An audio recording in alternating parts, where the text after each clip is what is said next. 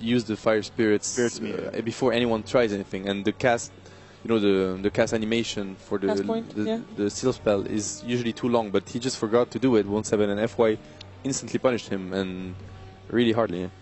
Yeah. And I mean, Dota is a crazy game, and the nerves are definitely playing a lot here. These teams are playing for high stakes, and we saw mistakes from both teams. We even saw How jumping to 3 enemies there alone because he double tapped his haunt, which the casters also were like, yeah, that can't be intentional.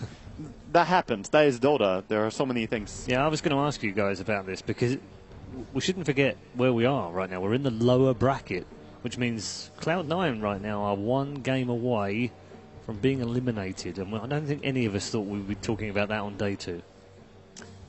I think Cloud9 for a lot of people were one of the teams that would make it at least top 6, top 5, top 4 even. Yeah. So that they're here is definitely a surprise. I mean, they had some really good games. The downside is all their games have run really long.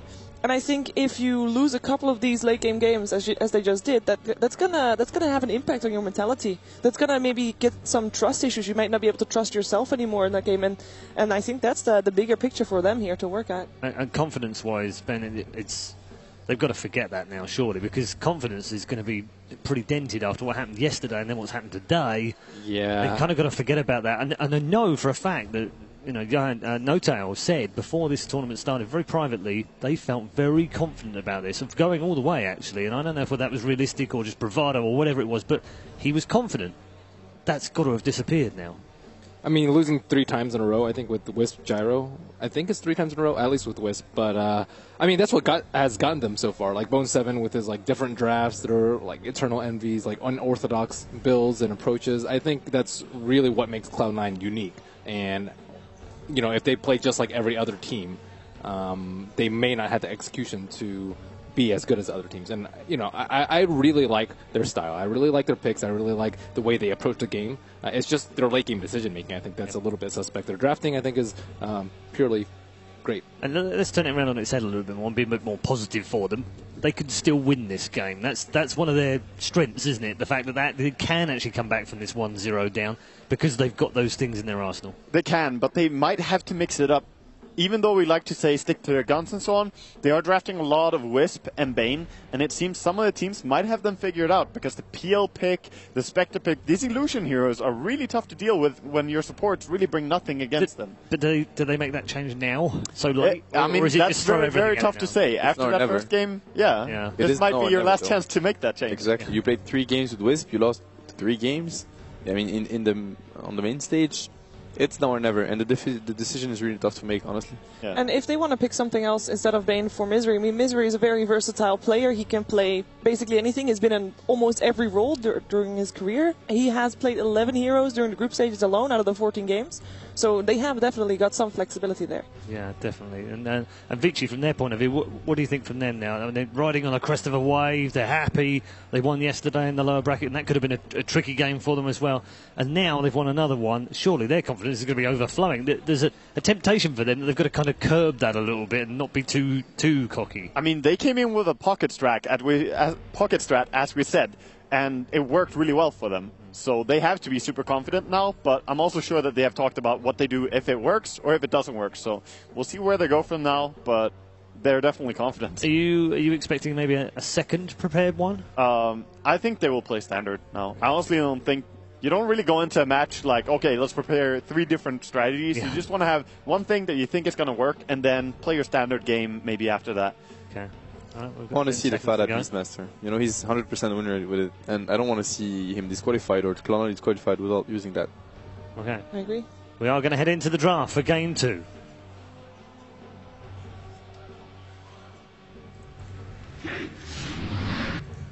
Cloud9 versus VG Gaming.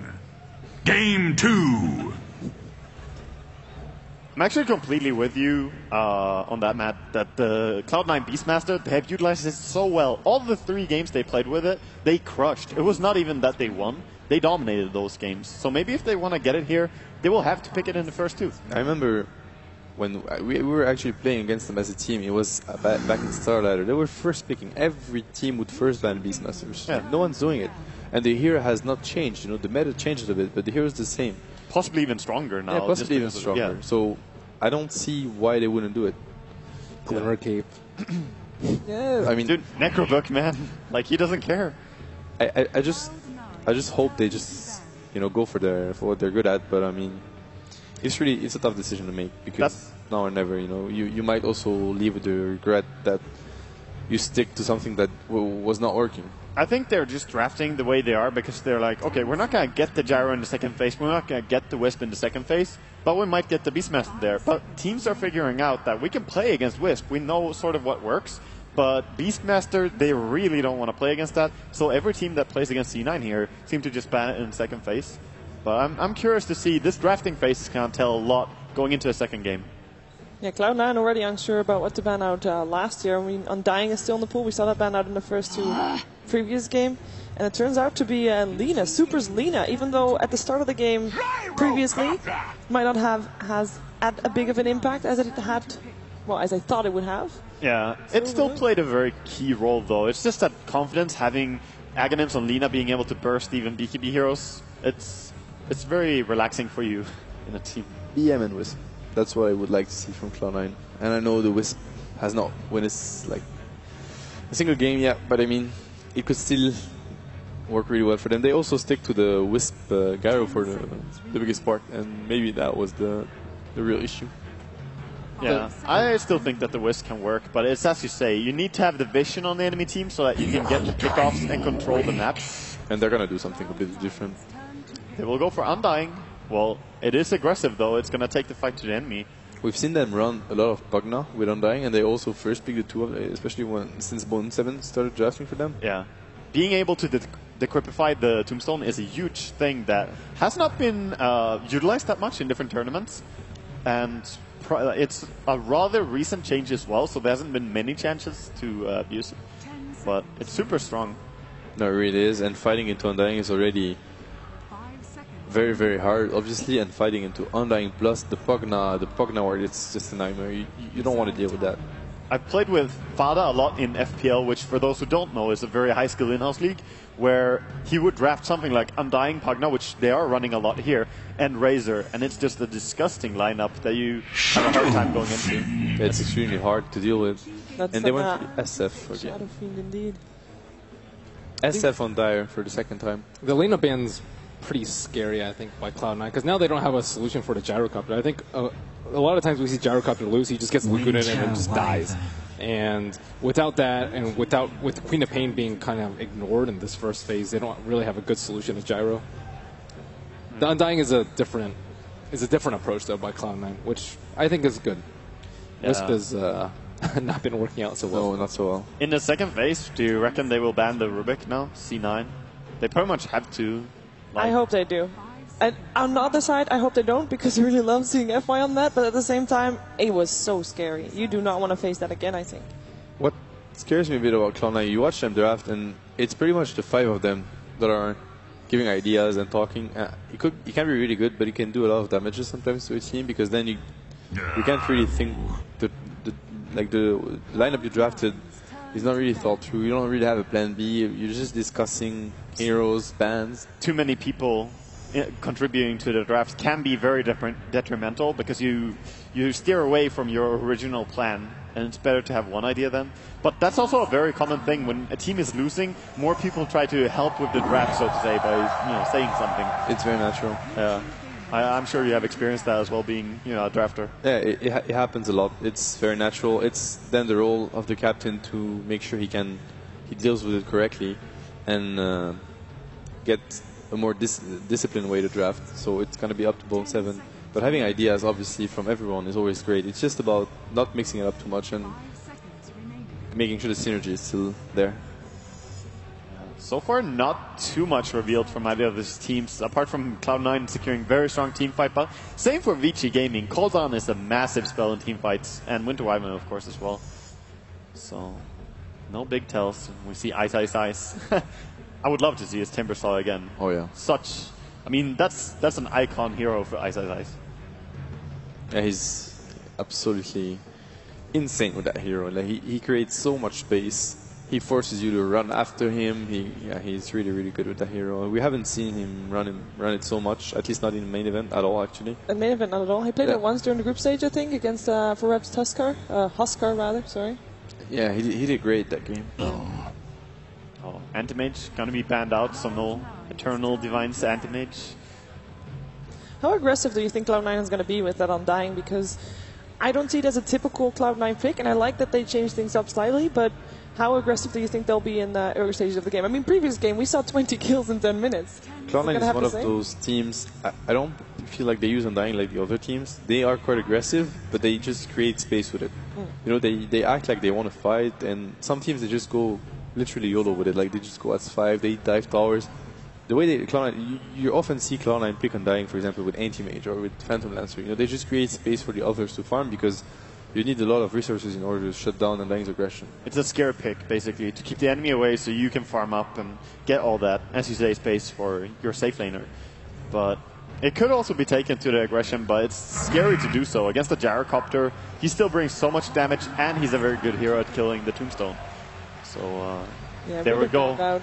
Rubik, respect ban by C9. FY, you did it. Both teams have ignored Queen the whole ban pick phase. Yeah, there are a lot of dual lanes Last available game as well, for Cloud9. Dual off lane could be Undying Queen, could be...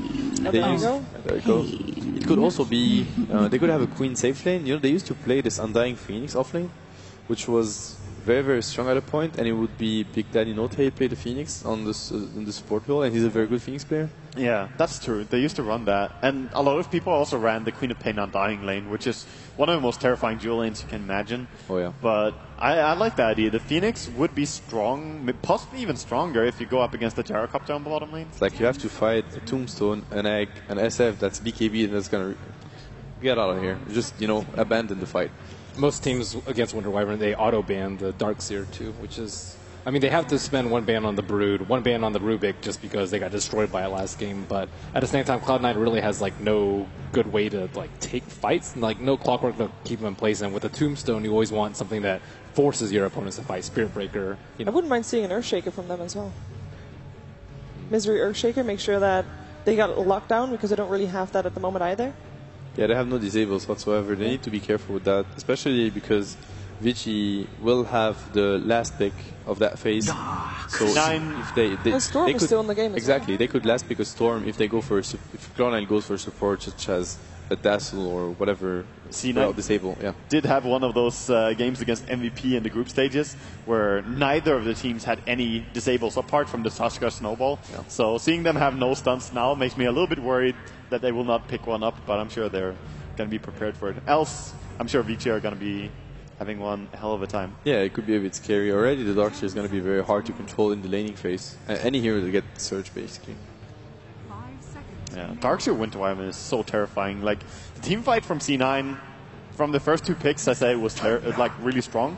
But Gyrocopter, Winter Wyvern, Darkseer, you don't want to go into that at any stage of the game. As soon as they have their ultimates up, that is really, really strong. Oh, there we go. Pugna. And I want to give a shout out to Fluff and Stuff, an American player that's not attending TI this year, and that actually was tweeting that Cloud9 will go to the Pugna in the last game. I wasn't sure about it, but it looks like it's a nice prediction there. It's a hero that's been running quite successfully. Misery can play it on support, position 4. They can play it on Fada, but it hasn't been the best hero for Fada mid. And they also play it on Bone 7 in the offlane. So right now it's really hard to predict Cloud9's lane. Fairly not unusual pick, but low pick so far at TI5. Only the 8th